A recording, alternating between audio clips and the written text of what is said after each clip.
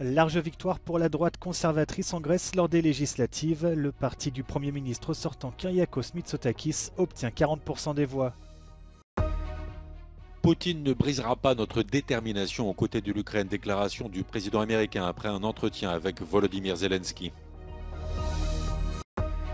L'Europe présente au Festival de Cannes en soutenant 14 films dont 4 pour la Palme d'Or. Le commissaire européen Thierry Breton est sur place.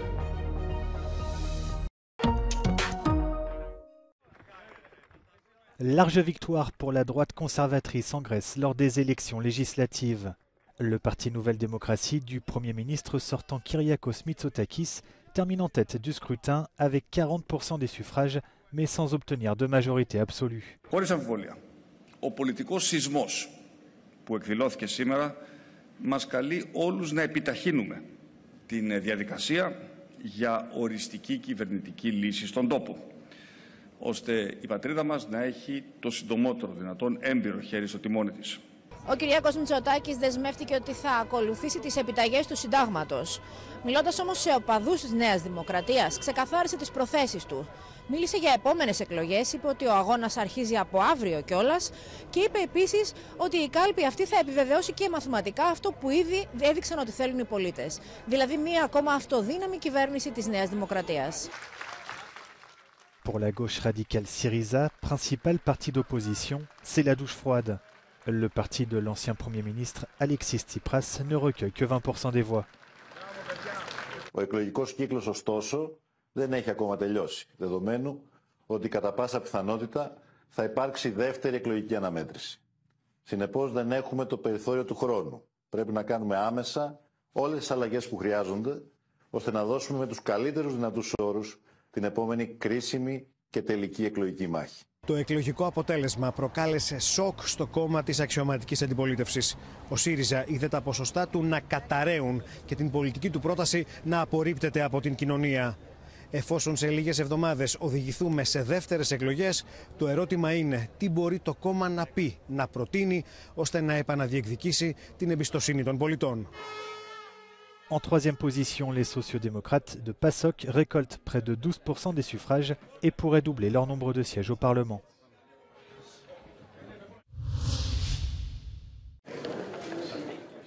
Vladimir Poutine ne brisera pas notre détermination aux côtés de l'Ukraine. C'est par ces mots que Joe Biden a réaffirmé la position des membres du G7 à l'issue du sommet d'Hiroshima. Le président ukrainien venait de s'entretenir avec Volodymyr Zelensky. De son côté, le président ukrainien dément la capture de Bakhmout par la Russie. Сьогодні вони виконують дуже важливе завдання. Сьогодні вони знаходяться в Бахмуті. В яких точках ділитися не буду, але це говорить про те, що Бахмут не охоплений на сьогодні Російською Федерацією. Le président ukrainien s'est rendu au mémorial de la paix d'Hiroshima et il a comparé les images de la ville dévastée par la bombe atomique en 1945 avec celles de Bakhmout aujourd'hui. Il n'y a absolument plus rien de vivant, tous les bâtiments sont détruits, une destruction totale, a-t-il dit.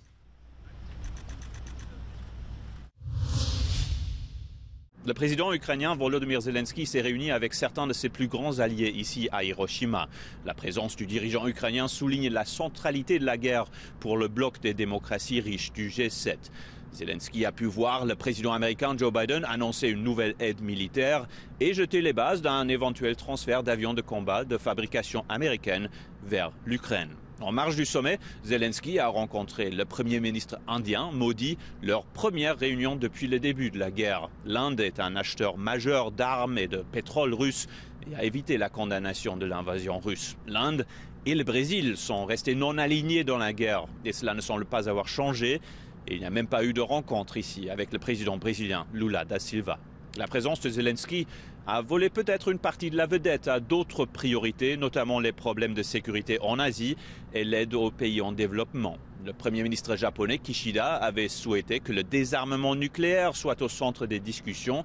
Il a emmené 2 fois les dirigeants visiter le parc de la paix ici, dédié aux dizaines de milliers de personnes qui sont mortes lors de la première explosion de bombes atomiques en temps de guerre au monde.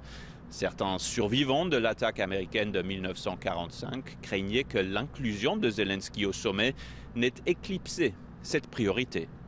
Philip Crowther, Euronews, Hiroshima. Une foule immense de Moldaves réunis à Chisinau en soutien au processus d'intégration de leur pays à l'Union européenne. La présidente du Parlement européen, Roberta Metsola, a fait le déplacement et elle a pris la parole sous le soleil moldave.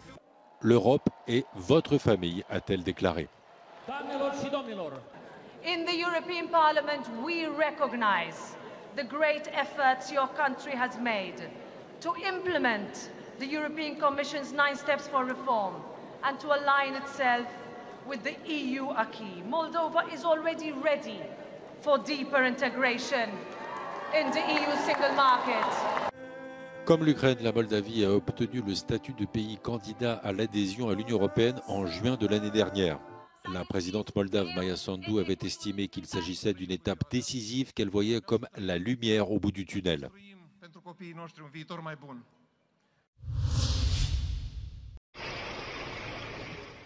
Face aux inondations dans son pays, la première ministre italienne a quitté précipitamment le sommet du G7 au Japon. Giorgia Meloni s'est rendue à Ravenne où elle a rencontré des victimes dont les maisons sont inondées. La chef du gouvernement italien s'est dite émue après avoir parlé avec certains de ceux qui ont tout perdu. Les inondations ont fait 14 morts et 36 000 personnes ont été évacuées au cours de la semaine. Les autorités régionales ont annoncé dimanche que 10 000 personnes avaient pu regagner leur domicile. L'équivalent de 6 mois de précipitations se sont abattus en 36 heures sur la région. Les agriculteurs qui cultivent en Émilie-Romagne des céréales et des fruits sont particulièrement touchés. Des centaines de routes sont coupées, les dégâts sur les infrastructures sont colossaux.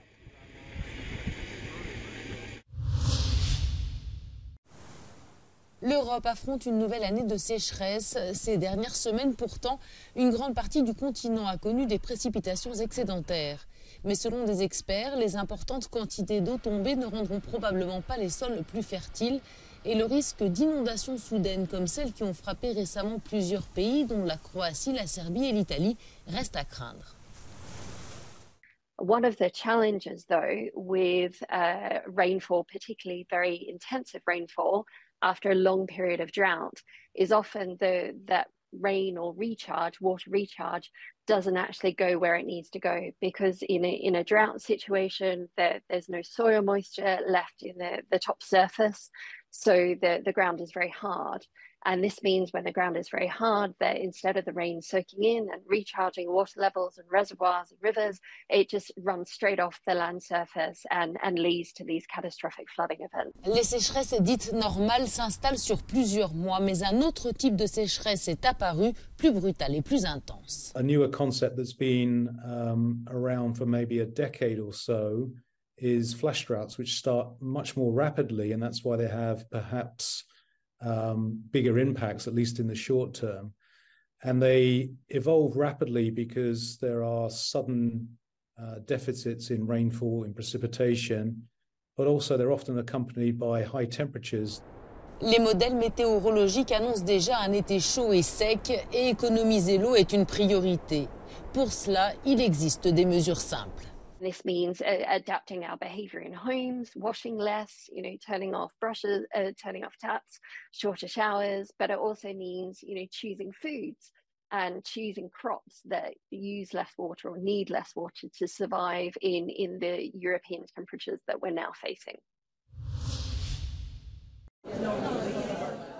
Comme chaque année, l'Europe est présente à Cannes et c'est Thierry Breton, le commissaire européen au marché intérieur, qui est venu présenter au Palais des Festivals son bilan et dévoiler le Media Outlook, la boussole des interventions de la Commission pour les années à venir.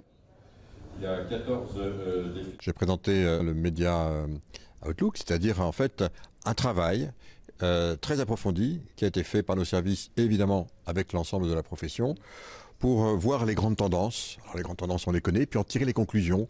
C'est évidemment l'émergence des plateformes, comment on se positionne par rapport aux plateformes. C'est évidemment la protection des droits intellectuels, qui est tellement important pour nous en Europe. Et croyez-moi, on y veille évidemment en Europe. C'est le financement. Donc comment accroître encore plus le financement? On fait déjà beaucoup. Et on a l'intention de continuer, évidemment. 14 films soutenus par le programme sont présents à Cannes et 4 concourent dans la compétition pour la Palme d'Or, dont l'enlèvement du maître italien Marco Bellocchio, l'histoire vraie d'un enfant juif baptisé de force par le pape au XIXe siècle. La storia è andata su tutti i giornali, ha fatto il giro del mondo, è arrivata fino in America. Suo figlio non è più ebreo, signora, è cristiano. Il figlio è... Nous sommes un État de droit, nous avons des valeurs, nous les partageons, c'est notre bien commun en Europe. Et c'est vrai que dans ce contexte, les industries du monde audiovisuel, au sens large, jouent un rôle absolument essentiel en Europe. On se le rappelle tous les jours du reste, du rôle essentiel qui est de protéger notre patrimoine intellectuel, j'allais dire, y compris à un moment où les guerres frappent notre continent en Ukraine. Les 3 autres films en compétition sont réalisés par des femmes. Les filles d'Olfa de Kauter Ben-Hania, Club Zero de Jessica Hausner et La Chimère d'Alice Rohrwacher, une histoire d'archéologie, de secrets et de vol d'antiquités étrusques. Ti sento. La Commission européenne prend donc en compte que le cinéma est un art et une industrie, en finançant de nombreuses coproductions européennes et en accompagnant les films jusque dans les plus grands festivals du monde. Il s'agit pour l'Europe de répondre à un marché extrêmement concurrentiel et en permanente mutation, tout en affirmant ses valeurs culturelles et artistiques, ainsi que son savoir-faire industriel et technologique. Au marché international du film, dans le palais des festivals de Cannes, Frédéric Ponsard pour Euronews.